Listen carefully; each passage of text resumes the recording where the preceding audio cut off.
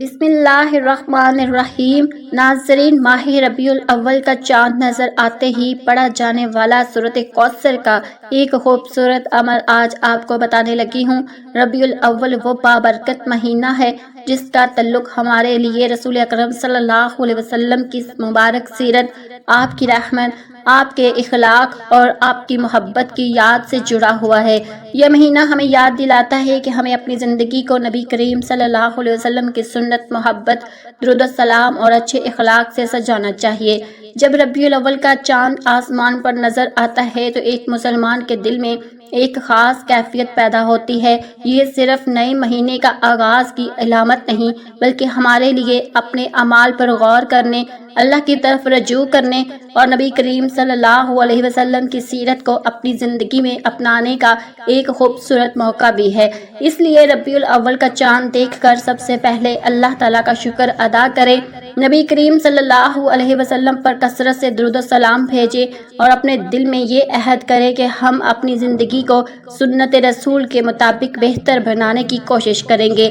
ناظرین، آج میں آپ کی خدمت میں سورۃ کوثر کا ایک ایسا عمل لے کر حاضر ہوئی ہوں جسے آپ ربیع الاول کے اس مبارک موقع پر اللہ پاک کی رضا، برکت اور اپنی جائز حاجات کے لیے پڑھ سکتے ہیں۔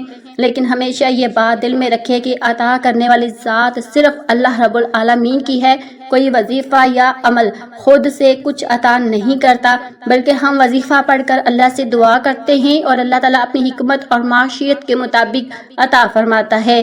اگر آپ رزق کی کمی سے پریشان ہیں، مالی مشکلات نے آپ کو گھیر رکھا ہے، قرض کی فکر ہے، کاروبار میں رکاوٹ ہے، گھر میں پریشانی ہے یا دل میں کوئی جائز حاجت ہے تو مایوس نہ ہوں، اپنے رب کے سامنے بیٹھیں، عاجزی سے دعا کریں اور اپنے دل کا حال اسی کے سامنے بیان کریں، کیونکہ اللہ تعالیٰ ہر چیز پر قادر ہے۔ وہ ہمارے دلوں کی کیفیت جانتا ہے، ہماری خاموش دعاؤں کو بھی سنتا ہے اور ہماری ان پریشانیوں سے بھی واقف ہے جنہیں ہم دنیا کے سامنے بیان نہیں کر پاتے۔ ربیع الاول کا یہ مہینہ ہمیں خاص طور پر نبی کریم صلی اللہ علیہ وسلم کی مبارک زندگی سے سبق لینے کا موقع دیتا ہے۔ آپ صلی اللہ علیہ وسلم نے ہمیں اللہ پر توکل، صبر، شکر، رحم، سچائی اور اچھے اخلاق کا درس دیا ہے۔ اس لیے اس مہینے میں صرف اپنی حاجات ہی نہ مانگے بلکہ اپنے اخلاق، اپنے اعمال اور اپنی زندگی کو بہتر بنانے کی دعا کریں۔ جب ربیع الاول کا چاند نظر آئے اور آپ یہ عمل کرنے بیٹھے تو چند لمحوں کے لیے دنیا کی پریشانیاں کو بھلا دیں، اپنے دل کو اللہ کی طرف متوجہ کریں، درود شریف پڑھیں اور پھر اپنے رب سے اپنی جائز حاجات مانگیں۔ رزق چاہتے ہیں تو حلال اور برکت رزق مانگے، قرض سے نجات چاہتے ہیں تو اللہ سے آسانی مانگے، گھر میں سکون چاہتے ہیں تو سکون مانگے، اور اگر کوئی ایسی جائز خواہش ہے جو مدت سے آپ کے دل میں ہے تو اسے بھی اللہ کے سامنے رکھ دے۔ یاد رکھیں، انسان جب لوگوں کی محتاجی سے نکل کر اللہ کے محتاج بن جاتا ہے تو اس کے دل کو ایک عجیب سا سکون ملتا ہے۔ اسے معلوم ہوتا ہے کہ اصل خزانے اللہ کے پاس ہے اور دنیا کی کوئی طاقت اللہ کے فیصلے کے بغیر اس کے لیے کچھ نہیں کر سکتی۔ ربیع الاول کا چاند ہمیں یہ بھی یاد دلاتا ہے کہ ہماری سب سے بڑی خوش نصیبی یہ ہے کہ ہم نبی کریم صلی اللہ علیہ وسلم کی امت میں سے ہیں۔ اس نعمت کا شکر یہ ہے کہ ہم آپ صلی اللہ علیہ وسلم سے محبت کریں، آپ پر درود و سلام بھیجیں، آپ کی سیرت پڑھیں اور آپ کی سنت کو اپنی زندگی میں اختیار کرنے کی کوشش کریں۔ ربیع الاول کے اس مبارک آغاز پر اپنے دل کی دنیا بدلنے کی نیت کریں، اللہ سے اپنے گناہوں کی معافی مانگیں، اپنی کوتاہیوں پر ندامت کریں، درود السلام کی کثرت کریں اور اپنی ہر جائز حاجت اپنے اللہ کے سامنے رکھ دیں۔ یاد رکھیں، ربیع الاول کا مہینہ صرف خواہشات مانگنے کا مہینہ نہیں بلکہ اپنے رب سے تعلق مضبوط کرنے اور رسول اکرم صلی اللہ علیہ وسلم کی سیرت سے اپنی زندگی سنوارنے کا مہینہ بھی ہے۔ اس لیے اگر آپ کے دل میں کوئی پریشانی ہے تو اسے اپنے رب کے حوالے کر دیں، اگر کوئی حاجت ہے تو اللہ سے مانگے، اگر کوئی خواب ہے تو اس کے لیے دعا کریں، اور اگر زندگی میں کوئی ایسا مسئلہ ہے جس کا راستہ آپ کو نظر نہیں آ رہا تو اللہ سے کہیں کہ یا اللہ میرے لیے وہ راستہ کھول دے جہاں سے میری گمان میں بھی نہ ہو۔ ربیع الاول کا یہ چاند ہمیں ایک نئے آغاز کا موقع دے رہا ہے۔ آئیے اس آغاز کو غفلت میں ضائع نہ کریں، اللہ کے سامنے جھکے، نبی کریم صلی اللہ علیہ وسلم پر درود پاک بھیجیں اور سورۃ کوثر کے اس عمل کو پوری توجہ اور اخلاص کے ساتھ پڑھیں، اور سب سے بڑھ کر یہ یقین رکھیں کہ ہماری امید کسی وظیفے سے نہیں بلکہ اللہ رب العالمین سے ہے۔ ہم عمل بھی اسی کے لیے کرتے ہیں، دعا بھی اسی سے مانگتے ہیں اور عطا کی امید بھی اسی کی رحمت سے رکھتے ہیں۔ آپ دنیا کے کسی بھی کونے سے تعلق رکھتے ہو، چاہے آپ پاکستان میں رہتے ہو، انڈیا میں، بنگلہ دیش میں، نیپال میں، عمان میں، جاپان میں، دنیا کے کسی بھی ملک میں، آپ کے ملک میں جب ماہ ربیع الاول کا چاند نظر آ جائے تو اس مبارک موقع کو غفلت میں نہ گزاریں۔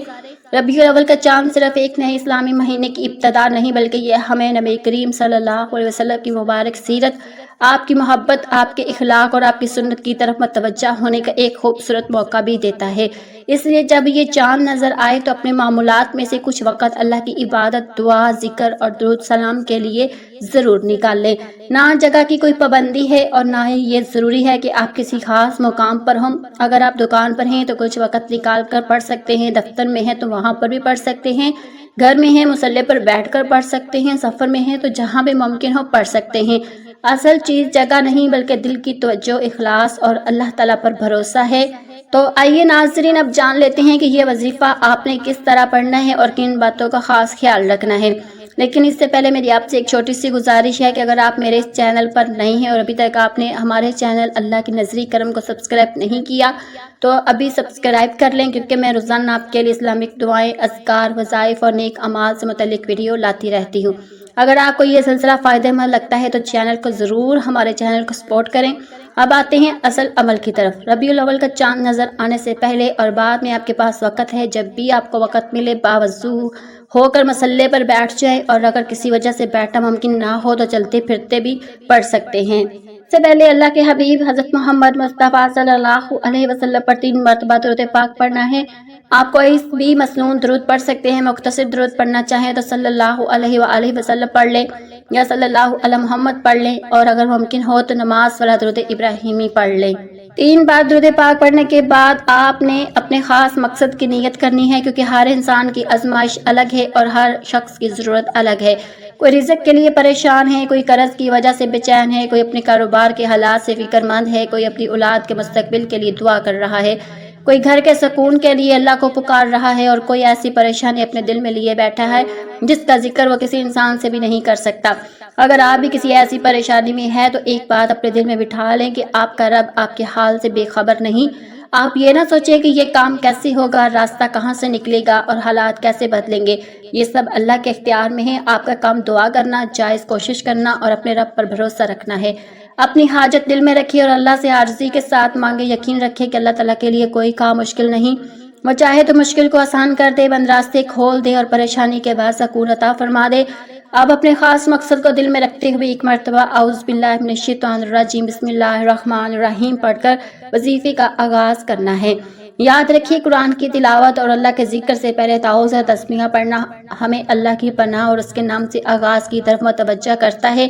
اس لیے عمل کی جلدی جلدی نہیں پڑھنا بلکہ توجہ اور ادب کے ساتھ پڑھنا ہے۔ جب آپ اپنی نیت کر لیں، درود پاک پڑھ لیں، تعوذ اور تسبیح بھی پڑھ لیں تو چند لمحوں کے لیے اپنی تمام پریشانیوں کو ایک طرف رکھ دیں۔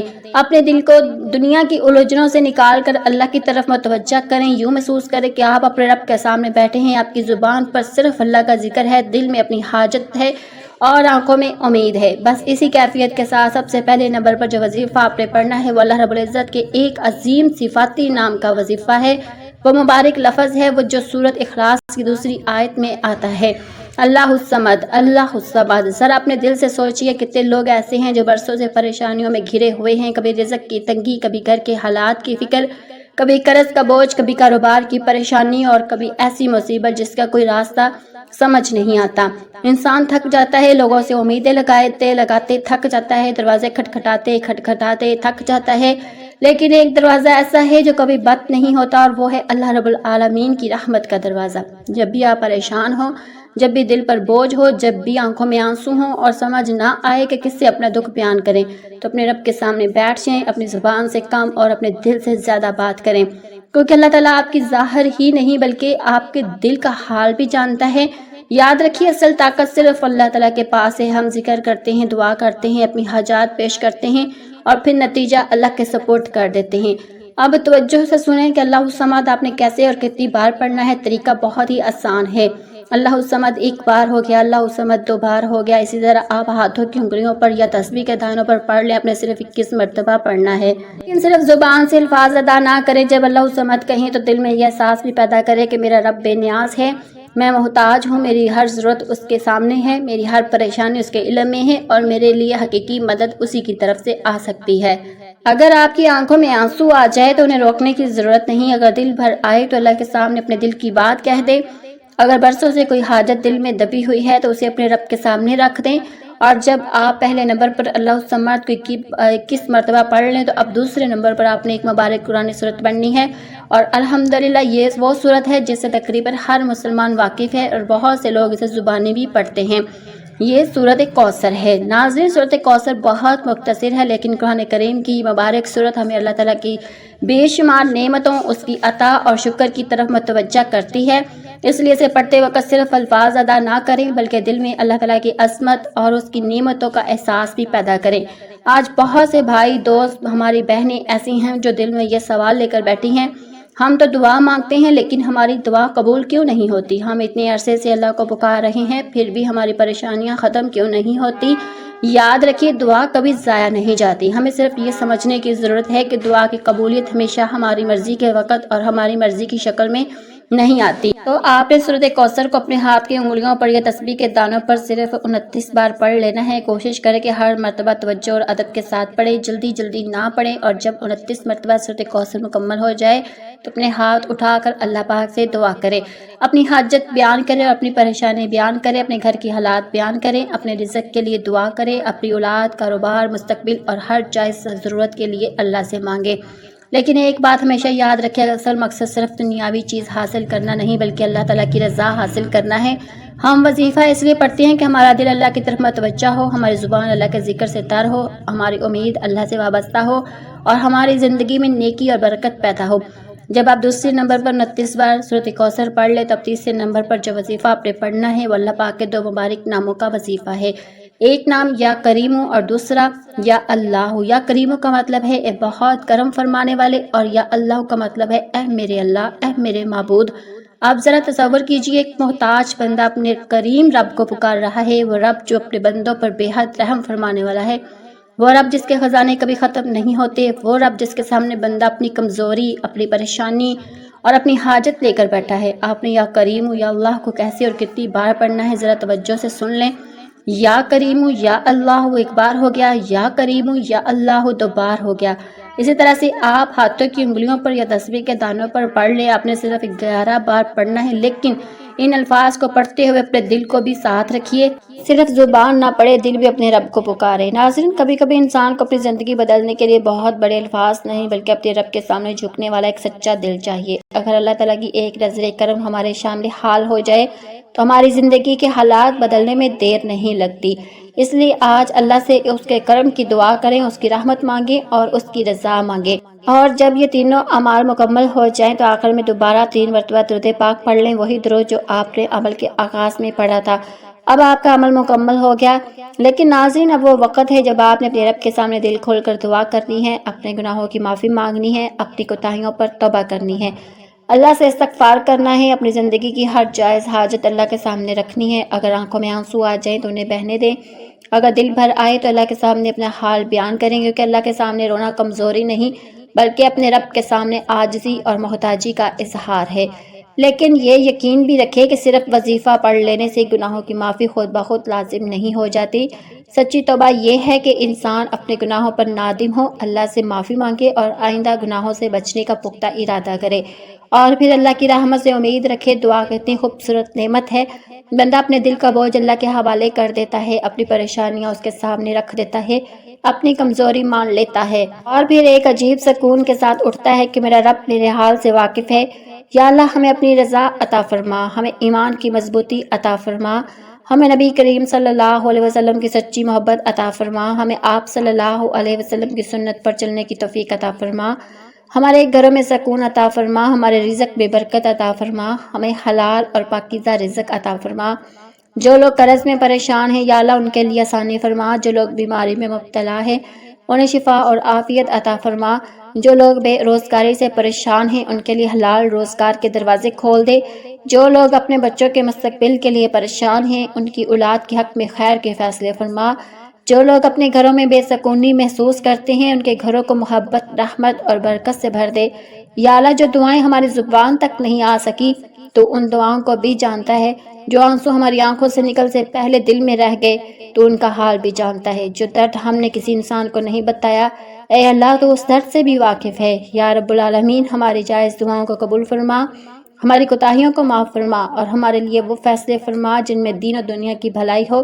یا اللہ، ہمارے لیے آسانیاں پیدا فرما، ہماری مشکلات دور فرما، ہمارے دلوں کو سکون عطا فرما اور ہمیں اپنی رحمت سے کبھی محروم نہ فرما۔